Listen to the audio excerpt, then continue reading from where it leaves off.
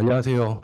반갑습니다. 메타인 집안 멘토 하강님, 박세익 길사입니다.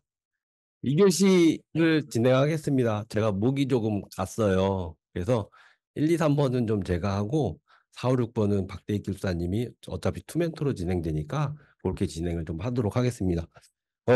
제가 합숙 때도 말씀드렸는데 2교시 시험이 전통적으로 좀 어려워요. 여기서는 가신 분 없으시죠? 네. 2교시 보고 많이들 가신다라는 그런 소문도 좀 있고요. 2교시 보고 많이 가셔야 채점하시는 분이 좀 적게 채점해요. 그래서 전통적으로 2교시를 많이 좀 어렵게 냈는데 안 그래도 여기서도 보니까 중상으로 좀 나왔던 것 같습니다. 그래서 어떤 문제들이 있나 좀 같이 좀 살펴보고요. 그리고 안에 내용들을 오늘 시간도 좀 제약이 있고 이제 지난주에 시험 보시고 가셨는데 깊숙하게 막 보긴 좀 힘들어요. 그래서 어떤 것들이 좀 중요하게 돼 있나 중요한 사항만 좀 보도록 하겠습니다. 어, 1교 시험 문제는 우리 합숙에서도 좀 나왔던 좀 다뤘을 거라고 생각해요. 사스의 이용 가이드. 근데 가번이 좀 걸립니다. 왜? 가이드에는 나하고 다는 있는데 가번은 못 보던 거. 그래서 들어가야 되나 말아야 되나 고민을 많이 하셨을 거예요. 두 번째는 다크 패턴. 못 들어보신 분 많았을 거예요. 2010년도? 2011년도? 요때 이제 나왔던 개념이기는 해요. 세 번째가 많이 나왔던 거버넌스. 많이들 들어갔을 거라고 생각합니다. 거버넌스는. 그래서 첫 번째 문제가 클라우드 서비스의 위험 관리 원칙 및 기준. 이런 문제 풀 때는 관리 원칙하고 기준이 뭐냐를 이제 개념 정의를 좀 잘하고 들어가야지 좀 풀 수가 있어요. 아니면은 어떻게 해야 되냐면은 이 클라우드 서비스의 위험 관리 원칙, 서브노트에 어디에 있었지? 이거 생각하게 돼요. 그죠? 그리고, 클라우드 서비스의 기준, 이거 어디 있었지? 아, 내가 본 서브노트에 없는데 이거 어떻게 해야 되지? 들어가야 되나 말이야? 이런 생각을 많이 하시게 됩니다. 그래서 관리 원칙, 그 다음에 기준, 이거에 대한 개념이 있으시면은 클라우드 서비스는 아시잖아요. 그거에 그대로 대입을 하면은 푸실 수 있고, 이런 것들은 가이드라인이나 아니면은 말 그대로 좀 보면 좋은데 표준 같들이 있어서 조금 어려웠을 거라고 생각을 합니다. 자, 우리 위험 관리라고 하면 제일 먼저 생각나는 게 게시분 대통, 그죠? 프로젝트의 위험 관리. 그러니까 프로젝트에서 위험 관리는 게시분 계획, 식별, 분석, 통제, 게시분, 대응, 통제 이렇게 들어가잖아요. 그거를 프로젝트라고 안 하시고 클라우드라고 해도 전혀 문제가 안 됩니다. 여기 답이 있지 않기 때문에. 아니면은 우리가 클라우드에서 많이 보았던 27001, 27017, 27018 요것들에 대한 걸 가지고서 원칙이라고 하셔도 됩니다. 여기를 그래서 위험관리 원칙 이렇게 하셔도 되고 계획, 식별, 뭐 분석, 통제, 대응, 통제 이렇게 하셔도 됩니다. 이런 것들을 해서 클라우드의 서비스의 위험 관리를 한다. 기준이라는 것은 어떤 이 기본이 되는 표준. 그래서 아까 얘기했던 이런 이 표준들을 적어 주셔도 되고요. 그 다음에 꼭 이게 아니더라도 기준들 좀 마련해서 적어 주셔도 크게 문제되지는 않습니다. 자, 여기서 기억할 것들은 게시분 대통과 그 다음에 IS 27001, 17, 18 요 세 개 정도는 기억을 하시면 좋고요. 그 다음에 나온 것들이 보안대책 수립하고 보안성 검토.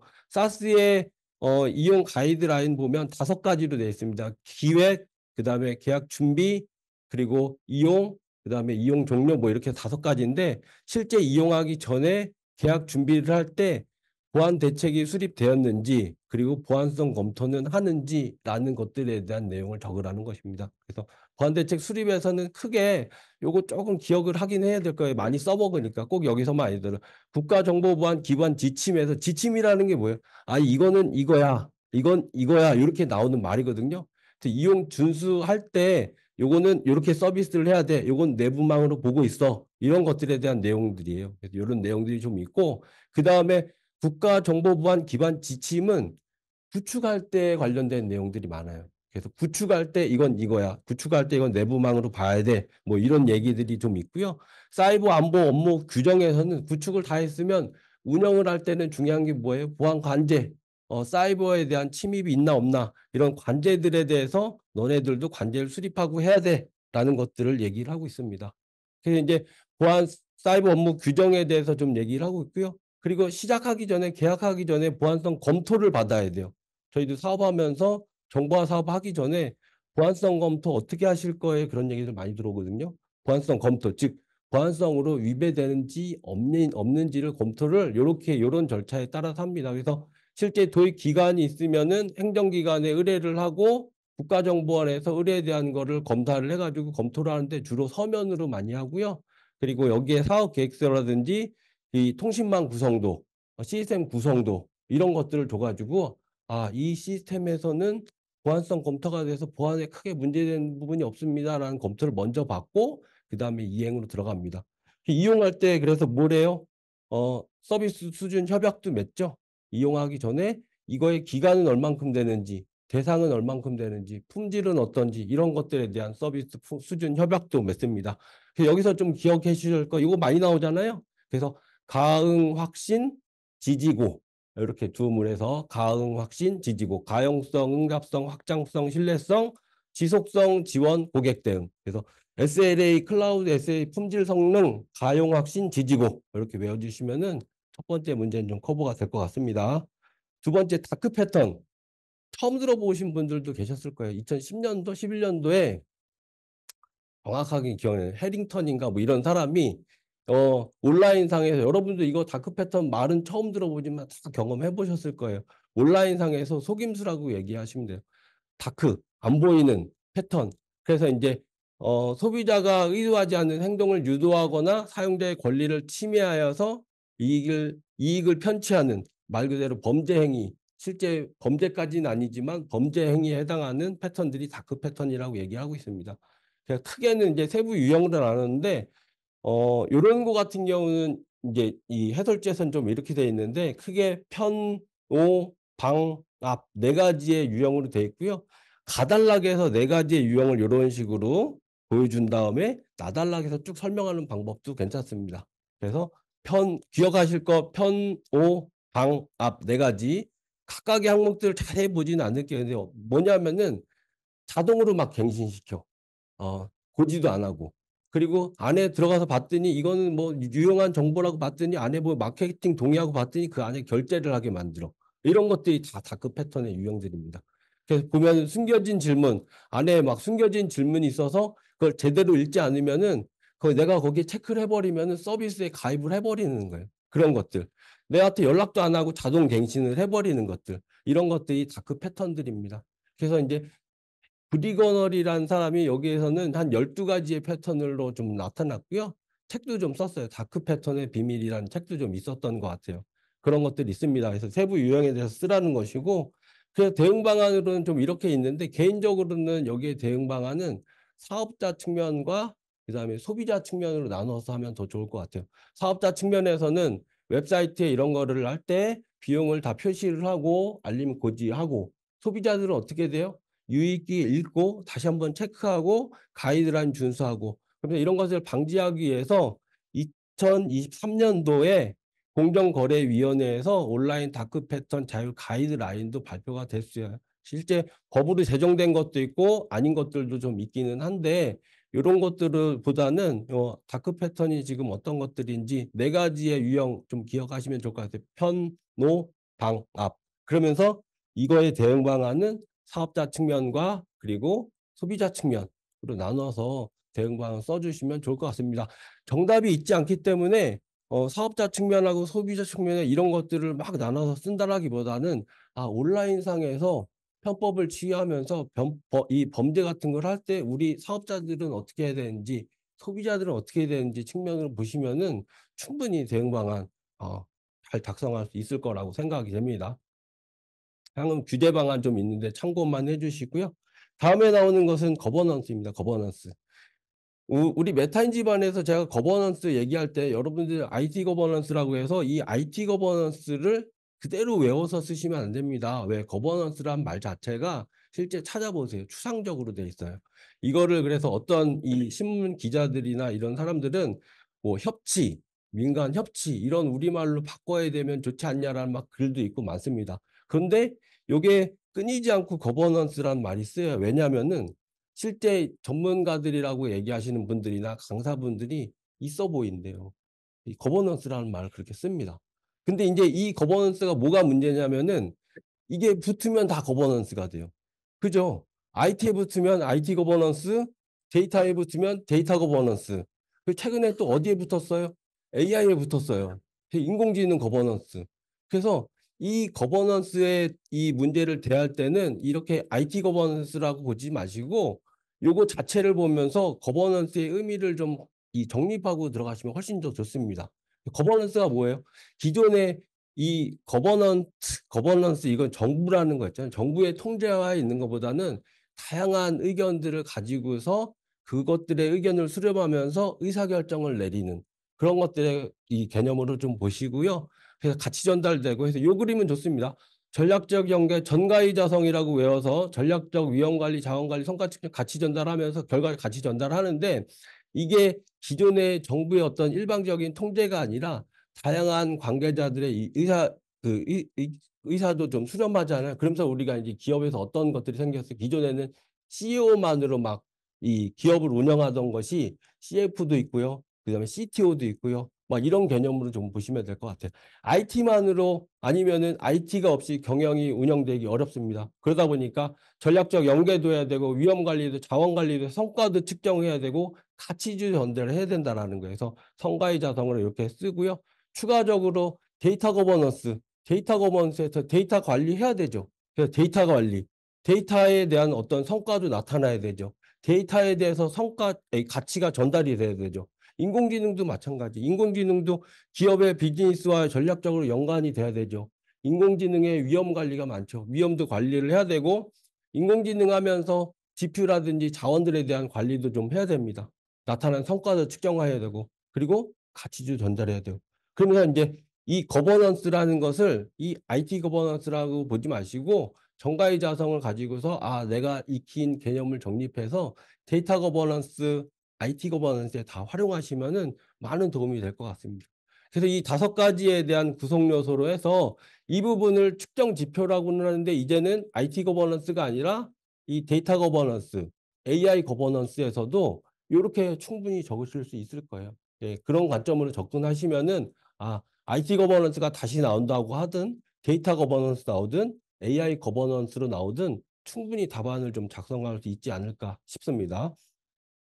그러나 이제 이 IT 거버넌스에서는 대표적인 이 프레임워크가 있죠. 그래서 코빗 프레임워크가 있어서 모평지로 그래서 모니터링, 평가, 지휘의 체제로 기획하고 구축하고 운영해서 모니터링 되면서 이 IT가 실질적으로 잘 전략적으로 연계되면서 위험 관리도 잘 되고 가치도 잘 전달할 수 있는지 그런 프레임워크로 측정되는 코비 프레임워크도 있다라고 하면서 3번까지의 문제가 끝납니다. 다시 한번 거버넌스는 말씀드리면은 IT 거버넌스 하나로 보지 마시고 하나의 큰 거버넌스를 보시고 그 안에 IT 거버넌스, 데이터 거버넌스, 무슨 AI 거버넌스 이런 것들에 이어진 거버넌스의 개념으로 쓰신다면은 앞으로 IT 거버넌스가 아니라 다양한 거버넌스가 나오더라도 잘 대응할 수 있을 것 같습니다. 여기까지가 3번이었고요. 바로 이어서 4번 좀 말씀드리도록 하겠습니다. 네, 메타인지 반에서 우리 하감리 멘토님과 같이 이번 세션 같이 진행하게 될 제 소개를 먼저 드리겠습니다. 저는 119회 정보관리 기술사 박세익입니다. 반갑습니다. 네, 많이 졸리시죠? 되게 많이 졸리시죠? 공부를 많이 해왔던 저도 남의 얘기 듣고만 있으면 되게 졸리거든요. 진짜 많이 힘드실 거예요, 많이. 그래서 좀 대화를 좀 했으면 좋겠는데 혹시 저도 가끔 이제 방금 제 소개를 드렸는데 저도 여러분들에 대해서 조금의 정보를 좀 알고 싶은데 공부 시작한 지 혹시 1년이 안 되신 분 계실까요? 1년 안 되신 분? 네, 1년 이하. 그리고 1년 이상이신 분? 네네. 저는 2014년 정도에 공부를 시작을 했었어요.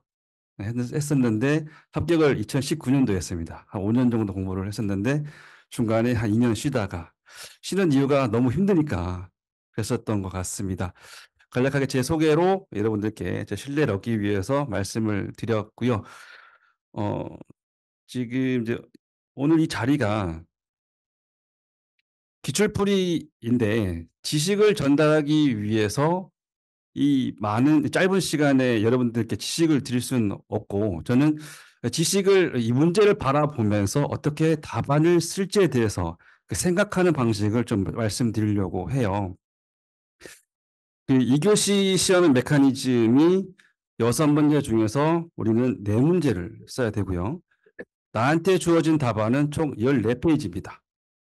그렇다면 호불호 갈리긴 하지만 한 문제당 3.5페이지 이상을 써야 돼요. 물론 3페이지만 써도 된다라는 분도 많이 계십니다. 하지만 수치적으로 3.5페이지를 내가 써야 한다면 어떻게 써야 할까를 문제를 보고 생각하는 방식을 여러분들께 말씀을 드리고 싶습니다.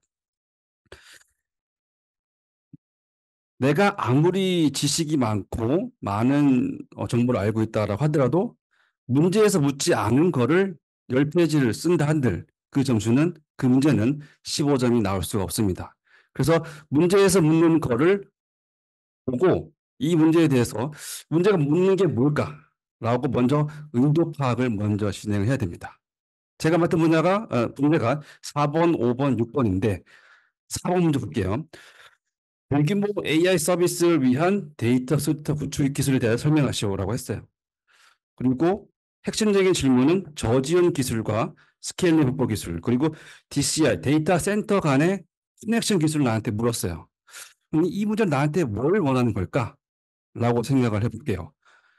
단순한 데이터 센터도 아니에요. AI를 위한 데이터 센터예요. 내가 경험해본 AI 서비스가 뭐가 있을까? 저는 챗GPT를 떠올릴 수가 있을 것 같더라고요. 챗GPT를 딱 생각을 두고 오픈 AI가 서비스를 해요. 그때 지연이 있으니까 지연하지 말아야 할 기술을 나한테 묻는 것 같고, 그리고 대규모 요청이 들어왔을 때 오토 스케일링을 해야 되니까 필요하니까 나한테 스케일링을 묻는 것 같다. 나는 지금 몇 가지 메타데이터를 또 뽑아봤습니다. 문제를 딱 보고 센터 하나만 가지고는 서비스가 안 돼요. 안 되더라. 그렇죠, 업체들이. 그래서 데이터 센터 간의 기술을 데이터 센터 간에 어떠한 정보나 이런 것들 연결을 해보니 서비스가 지연되지 않고 스케일링이 확보가 되더라. 이걸 아는 사람은 너 그거 아니라고 나한테 물어보는 것 같아요. 맞죠? 그래서 또 이걸 어떻게 3.5페이지를 좀 더 풍성하게 쓰려면 이 AI 서비스를 녹여야 됩니다. AI 서비스를 하려면 제가 만약에 오픈 AI 직원이에요. AI 서비스는 학습과 추론이 있습니다. 제가 챗GPT 가지고 파인튜닝 해봤는데 파인튜닝하는 과정에서 한 3시간, 4시간 걸려요. 이걸 기다리는 사람이 많지 않더라는 거죠. 자, 볼게요. 네, 그래서 4번 문제부터 풀어보면 AI 서비스를 하기 위한 가장 기본적인 조건 중에 하나가 학습 방식이 있고 그리고 추론할 때에 직접 있는 거죠. 가장 맨 먼저 데이터 센터 관점에서 AI 서비스를 하기 위한 필요 기술들을 맨 처음에 필요를 하게 되죠. 그때 여러분께서 1단락에다가 이 문제에 대해서 의도 파악을 먼저 하시게 된 다음에 나는 AI 서비스를 하기 위해서는 데이터 센터에서는 저지연과 스케일링 기술이 필요합니다. 그리고 데이터 센터 간의 연계도 필요합니다. 이 문제 참 좋습니다. 라고 칭찬 먼저 때려주면 이 문제는 채점자가 참 좋아하게 되고요. 그리고 저지연 기술과 스케일링 이것도 관점을 나눌 수가 있어요. 학습 과정에서의 저지연도 있고 추론 과정에서의 저지연도 있는 거죠. 그 관점을 내가 이 목차에다가 녹여내면 채점자는 이건 좀 안 해? 라는 생각 가지면서 고점을 맞을 수가 있는 거죠. 저지연 기술도, 그래, 스케일링 기술도 단순히 AWS 상에서, 클라우드 상에서의 스케일링 기술이 아니다. 그리고 스케일링도 인프라 차원에서 스케일링이 있는 거고, 그리고 아키텍처 측면에서의 스케일링도 있는 것이거든요. 그 다양한 관점을 AI 기술과 데이터 센터, 그리고 스케일링 기술을 이 문제에 녹여내면 고점을 맞을 수가 있을 것 같습니다. 그리고 데이터 센터 간의 기술은 뭐냐? 센터 간에 통신하려면 뭐가 필요할까? 저희 회사는 메인 센터와 디얼 센터가 있어요. 메인 센터와 디얼 센터 사이에서는 광 케이블이 필요합니다. 그때 통신사에서 제공하는 DWDM 서비스를 이용해야 되고요. 그때 이러한 기술들을 녹여내면 고점을 맞을 수가 있을 것 같습니다. 그리고 ESG. 이 문제는 2교시에 나왔던 토픽들을 연구할 수가 있어요. 아까 나왔던 다크 패턴. 패턴도 이 문제의 답을 녹일 수 있는 그러한 토픽이었고요. 그리고 IT 거버넌스. IT 거버넌스도 이 ESG에 지거든요. 같이 연계해서 답안을 풀어내면 조금 더 고점을 맞을 수가 있을 것 같습니다. 이 ESG도 이 문제를 나한테 왜 물었을까라고 한번 생각을 해볼 수가 있거든요. 다들 많이 졸리시죠? ESG가 언제 나왔는지, 네. 혹시 ESG에 대해서 언제쯤 처음 듣는지 아십니까? 나왔는지? 저도 이 기출풀이 자료를 준비하면서 ESG 이런 용어들 도대체 누가 만들어내는 거야? 맨날 이런 생각했었거든요. 챗GPT를 물어봤습니다. 뭐 할루시네이션을 고려하지 않은 그 아이가 답한 거는 2004년도에 유엔에서 나왔다 하더라고요. Who Cares Wins라는 그런 타이틀로 뭐 전 세계적으로 기업에 대한 평가를 하기 위해서 재무적 조건이 아닌 비재무적 조건도 평가를 해야 한다. 특히 요즘에는 저도 주식 때문에 알게 됐거든요.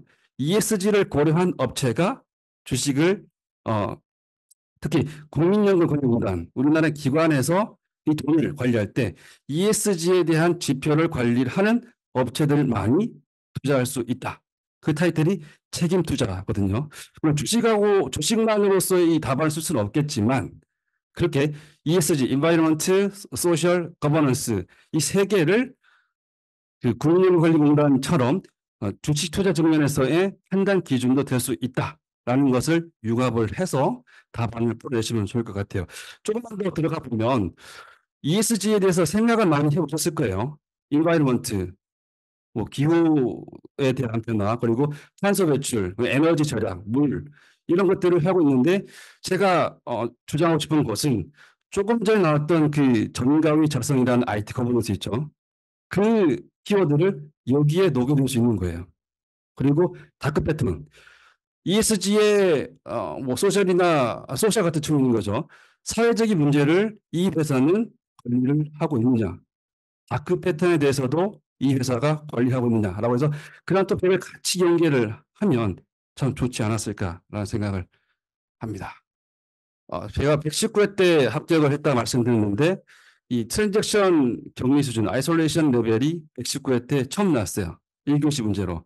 언제 나오나 그때 제 멘토님이셨던 하강민 멘토님께서 이 문제는 꼭 나올 거야 라고 공부하라고 하셔가지고 공부했던 기억이 나는데 그때 이 1교시를 풀어서 저희 7.3점 맞았습니다. 자신 있게 이 문제에 대해서 목차나 내용에 대해서 컨텐츠에 대해서 말씀을 드릴 수 있다라는 근거로서 말씀을 드린 것이었고요. 트랜잭션 격리 수준은 뭐냐? 이제 공부를 이제 1년이 왔다 갔다 하신 분들은 대충 아실 거예요. 트랜잭션의 네 가지 기본 성질 ACID를 보장하기 위해서는 동시성과 일관성을 체크해 줘야 되는데 그때 일관성을 보장하기 위해서 트랜잭션의 ACID, 아이솔레이션의 레벨을 네 가지 단계로 나눠서 관리를 하니까 되더라. 누가? DBMS를 만드는 밴드사들이 같이 그 개념을 이어서 녹여서 답안을 작성하시면 참 좋을 것 같다라는 말씀을 드리고 싶고 격리 수준을 하는 이유가 두 가지 관점이 있습니다. 동시성과 일관성. 격리 수준이 낮으면 동시성이 높기 때문에 성능이 같이 높아지고 격리성이 높아지면 동시에 못하기 때문에 성능이 떨어집니다. 우리가 가장 이 문제에서 알아야 될 거는 이 네 가지 단계의 고립성 수준. 리드, 교수는 언커리 C로 외웠는데 리드 언커미티드, 리드 커미티드, 리피터블 리드, 시리얼라이저블 네, 이 총 네 가지 단계를 여러분들이 알고 있느냐가 이 문제의 고득점의 핵심입니다. 이 네 가지를 내가 왜 그리고 한 가지 더 있습니다. 네 가지에 대한 사례 중심으로 이 네 가지를 사례별로 하나씩 다 만들어야 됩니다. 서두에 제가 동시성과 일관성을 말씀을 드렸는데 그 두 가지 관점을 나눠서 이 네 가지 단계를 하나 형태대로 풀어가시면 조금 더 풍성한 답안이 될 것 같고 반드시 네 가지에 대해서 사례 중심으로 풀어내셔야 됩니다. 하나만 찝어보면 리드 언커미티드라는 게 혹시 뭔지 아시는 분? 리드 언커미티드라는 말은 트랜잭션이 두 가지 이상 돌아갈 때에 두 개의 트랜잭션 중에서 하나의 트랜잭션이 커밋하지 않은, 특히 A라는 트랜잭션과 B라는 트랜잭션이 있을 때 A라는 트랜잭션이 특정 계좌에 대해서 업데이트를 쳤어요. 아직 커밋하지 않은 상태예요. 이때 B의 트랜잭션이 그 계좌에 대해서 읽어갈 수 있다는 거거든요. 커밋되지 않은 그 데이터를 읽어가면 이 트랜잭션에 대해서는 무결성을 ACID를 보장할 수 없다. 단 성능은 빨라지겠죠. 그리고 극단적으로 시리얼라이저블에서는 모든 트랜잭션에 대해서 순서대로 시퀀셜하게 만들어서 해라 라는 게 시리얼라이저블입니다. 이 개념을 알고 개념을 동시성과 일관성을 관점을 나눠서 이 문제를 사례 중심으로 방금 제가 말씀드렸던 계좌라든지 트랜잭션이라든지 콜이라든지 이런 것들을 사례 중심으로 풀어내는 것이 이 문제의 핵심이다라고 말씀을 드리고 싶습니다.